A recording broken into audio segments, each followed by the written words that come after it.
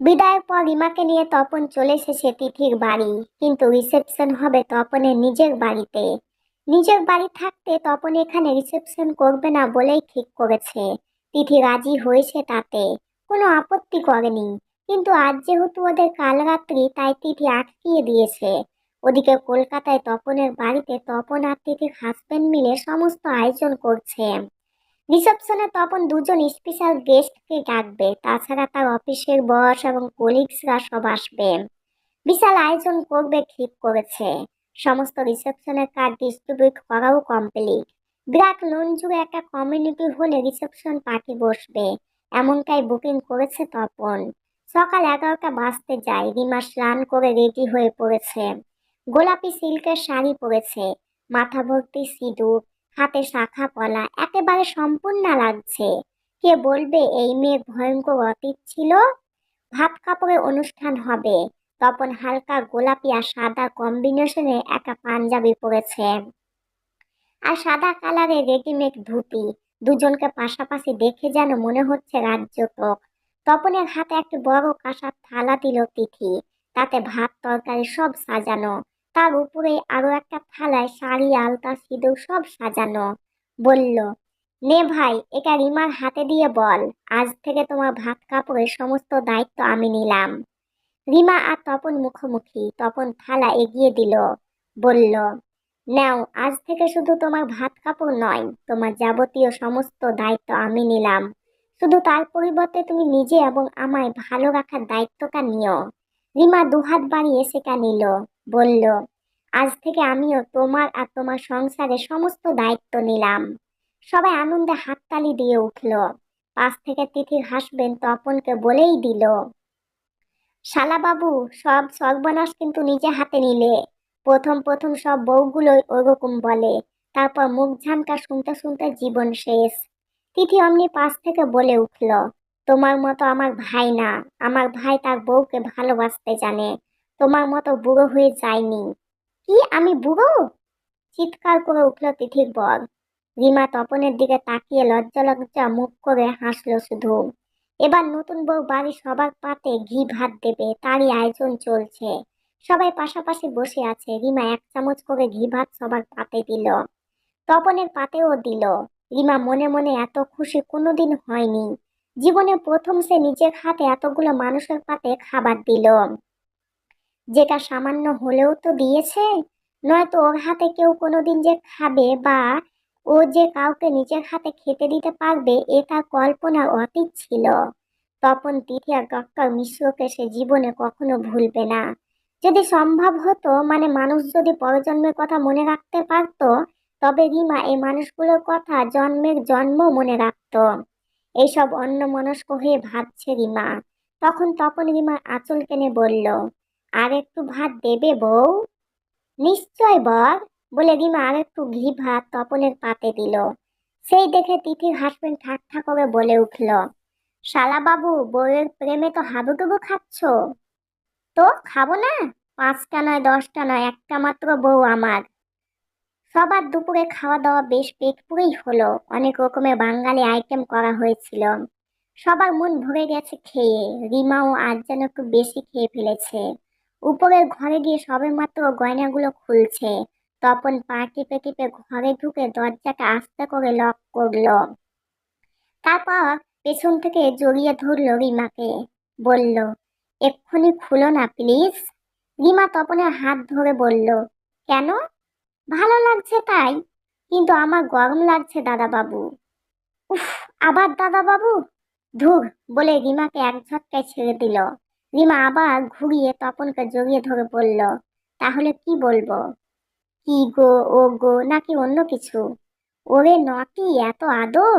তারপর রিমা নাকের উপর আলকা চুমু খেয়ে বলল, যখন শুধু তুমি আর আমি থাকবো, তখন শুধু বাবু বলবে। আর সবার সামনে? তোমার যা ইচ্ছে, শুধু দাদা বাবু নয় প্লিজ। বলে রিমার ঠোঁটে নিজের ঠোঁট ডুবিয়ে দিল। রিমা তপনকে আঁকড়ে ধরেছে। শরীরে এরকম শিহরণ তার আগে কখনো হয়নি। এত পুরুষ তার শরীর ভোগ করেছে, কিন্তু এত আদর, এত ভালো লাগা তার কখনো হয়নি। এই আদর সে যেন আরো পেতে চাইছে, নিজেকে সঁপে দিতে চাইছে তপনের কাছে। তপন বুঝতে পারলো রিমা তাকে আরো গভীরভাবে চাইছে। তাই নিজের ঠোঁট আলগা করে রিমাকে বলল, কি হলো, আরো কাছে পেতে ইচ্ছে করছে নাকি আমায়? হুঁ বাবু, চোখ বন্ধ করে কথাটা বলল রিমা। তার লাল লিপস্টিক তখন ছড়িয়ে পড়েছে ঠোঁটের আশেপাশে। তখন আবার রিমার ঠোঁটে চুমু দিয়ে বলল, এখন না সোনা, আগে সুস্থ হও তারপর। রিমা যেন এক ধাক্কায় লজ্জা পেয়ে গেল, কিছুটা সরে যেতে চাইলো লজ্জায়, কিন্তু তপন সরতে দিল না। ও হো বাবা, এত লজ্জা পায় না সোনা? বরকে কাছে চেয়েছো তো, অন্য কাউকে তো চাওনি। রিমা তপনের বুকে আদর করে ঘুষি মেরে বলল, তাও? তপন এবার রিমার গাল দুটো হাতে ধরে বলল, আমিও চাই তোমাকে অনেক অনেক কাছে পেতে, কিন্তু সবকিছুর আগে তোমার সুস্থতা আমার কাছে জরুরি সোনা। একদিন দুজনের ইচ্ছে পূরণ করতে গিয়ে তোমায় সারা জীবনের মতো বিপদে ফেলতে চাই না। এমন সময় দরজায় ঠক ঠক করে কেউ নক করলো। কিরে, সুযোগ পেয়ে বউকে আদর করতে লেগে পড়েছিস নাকি?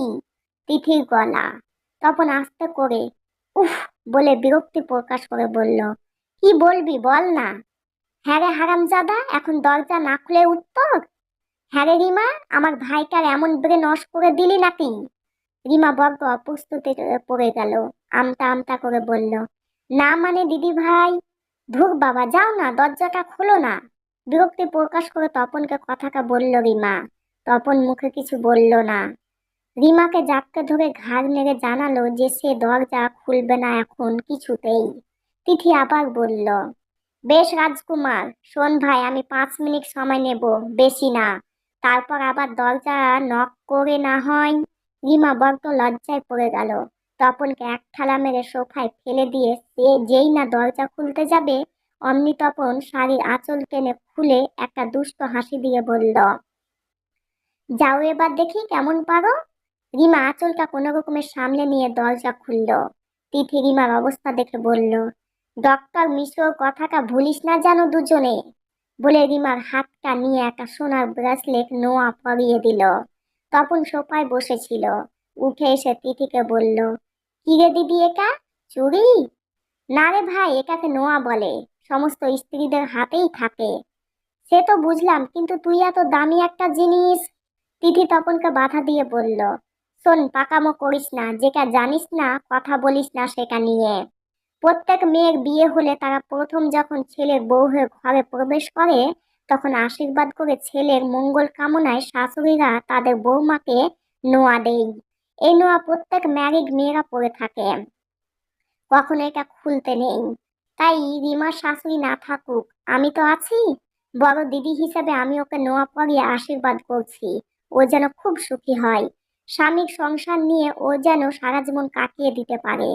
তপনের মুখে হাসি ফুটে উঠল। তিথিকে সসেনের গাল টিপে বলল, তুই তো আমার মা রে, তুই না থাকলে আমি রিমাকে এভাবে পেতাম কি না জানি না। তিথি তপনের গালে হাত বুলিয়ে আদর করে বলল, কি জানিস তো ভাই, বাঙালিদের একটা প্রবাদ বাক্য আছে, জন্ম মৃত্যু বিয়ে তিন বিধাতা নিয়ে। রিমার সঙ্গে তোর যুগে ওপরওয়ালা ঠিক করে দিয়েছে, তাই আমি কেউ নয় রে। আমি না থাকলে অন্যভাবে বিয়ে হতো, কিন্তু হতো তো বটেই। আর শুধু তুই তোর কথাই ভাবলি, তোর জন্য যে আমি এত ভালো বোন পেলাম সেটার জন্য আমি তোর কাছে থ্যাঙ্কসফুল ভাই। তপন আর রিমা একসঙ্গে তিথিকে জড়িয়ে ধরে আদর করে দিল। তিথি ওদের দুজনের মাথায় হাত বুলিয়ে বলল, নে নে, অনেক আদর ভালোবাসা হয়েছে, এবার আমায় ছাড়, অনেক কাজ আছে। বলে ঘর থেকে বেরিয়ে যাচ্ছিল, হঠাৎ কি হলো ঘুরে দাঁড়িয়ে বলল, শোন রাজকুমার, তোর হাতে 1 ঘন্টা আছে, তারপর কিন্তু রিম্মার মুখ দেখবি না কাল সকাল পর্যন্ত।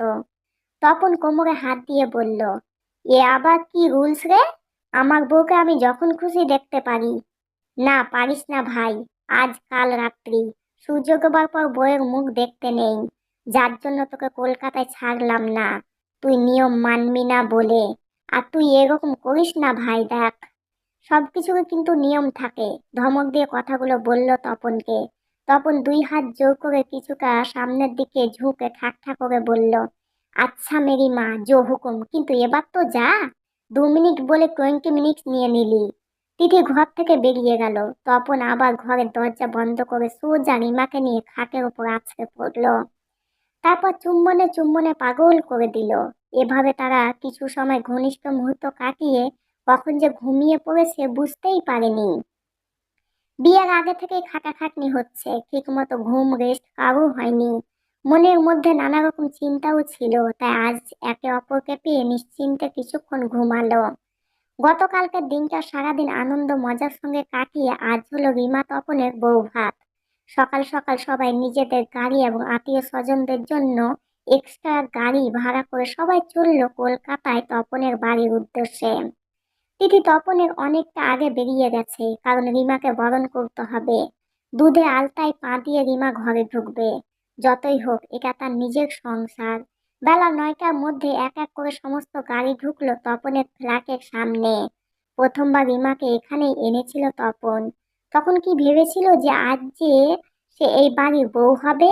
এক রাত কাটিয়ে যাকে দিয়ে আসার কথা ছিল সে আজ সারা জীবনের জন্য এই বাড়িতে প্রবেশ করবে। মনের মধ্যে নানা রকমের অনুভূতি হচ্ছে তার। সুখের জোয়ারে ভাসছে রিমা। তিথি বরং ডালা নিয়ে রেডি হয়ে আছে। রিমাকে তপন সেই দিনের মতো কোলে করেই দরজার সামনে নিয়ে আসলো। তিথি উলু দিয়ে বরণ করে রিমাকে ঘরে তুলল। দুধে আলতায় পা দিয়ে ঘরে প্রবেশ করলো রিমা। তার সংসার হবে এখানে, নিজের সংসার, যা রিমার পাওয়ার কথা ছিল না। সন্ধ্যা 6টা, রিমা রিসেপশনের সাজে একদম রেডি। বড় মাপের মডেলদেরকেও হার মানাতে পারবে রিমার সৌন্দর্য। সে যাই হোক, সবাই রেডি হলে গাড়ি করে কমিউনিটি হলের সামনে গাড়ি দাঁড়ালো। টাটকা লাল গোলাপ দিয়ে গেট সাজানো হয়েছে, আর মাঝখানে সাদা গোলাপ দিয়ে লেখা তপন ওয়েক্স রিমিকা। গেটের থেকে ঢুকে বিরাট লোন, এবং লোন পেরোলেই সেই কমিউনিটি হল। বিরাট লোন জুড়ে আলো রোশনার সাথে মিউজিক কনসার্ট রেখেছে তপন। সমস্ত নিজে একা রেডি করেছে বিয়ের আগের 1 মাস ধরে। সাথে কিছুটা তিথির বড় হেল্প করেছে। আজ সমস্ত কাজ দেখে যেন চোখ ধাঁধিয়ে গেল রিমার। রিমা আর তপন যখন ঢুকলো তখন কতগুলো মেয়ে তাদের ওপর গোলাপের পাপড়ি ছুঁড়ছিল, আর দুমদাম বাজি ফাটছিল। কি দারুণ এলাহি ব্যাপার! রিমা আর তপন কমিউনিটি হলে ঢুকলে অতিথি যারা আসছেন তারা সবাই রিমাকে বাহবা দিচ্ছে তার রূপের জন্য। কিন্তু রিমার সব একদম ভালো লাগছে না। সেরকম পরিবেশ যেন কুকুরে যাচ্ছে, আসলে ভয় পাচ্ছে যদি কেউ তাকে চিনে ফেলে, যদি মায়ের বাবার পরিচয় জানতে চায়, কি বলবে তখন সে? এসব ভেবে সে নিজেকে গুটিয়ে নিতে চাইছে, কিন্তু তপনের আনন্দ খুশি তাকে যেন শক্তি যোগাচ্ছে। সন্ধ্যা 6টা নাগাদ ডক্টর মিশ্র এবং আরো অতিথি এলেন কন্যা যাত্রী হয়ে। 50 রকমের তত্ত্ব নিয়ে এসেছেন। সবাই অবাক, 50 রকমের কেন আনলেন? হয় 51 আনতেন, না হয় 41 বা 44 আনতেন। 50 রকমের তত্ত্ব আবার কি? তাতে ডক্টর মিশ্র কিচ্ছু যায় আসে না। রিমা ডক্টর মিশ্রকে দেখে আনন্দে আল্লপিত হয়ে উঠল। এত মানুষের মাঝে এবার তার নিজেকে পরিপূর্ণ লাগছে। যতই হোক সে তার বাবা বলে পরিচয় দিয়েছে। ভুলকে ক্ষমার চোখে দেখবেন। যদি ভালো লেগে থাকে তো লাইক করবেন। আর যারা নতুন হয়ে আমার গল্পগুলো দেখছেন এবং শুনছেন তারা প্লিজ আমার চ্যানেলটিকে সাবস্ক্রাইব করে নেবেন। আপনাদের অসংখ্য ধন্যবাদ প্রথম থেকে শেষ পর্যন্ত ধৈর্য সহকারে পর্বটি দেখার জন্য।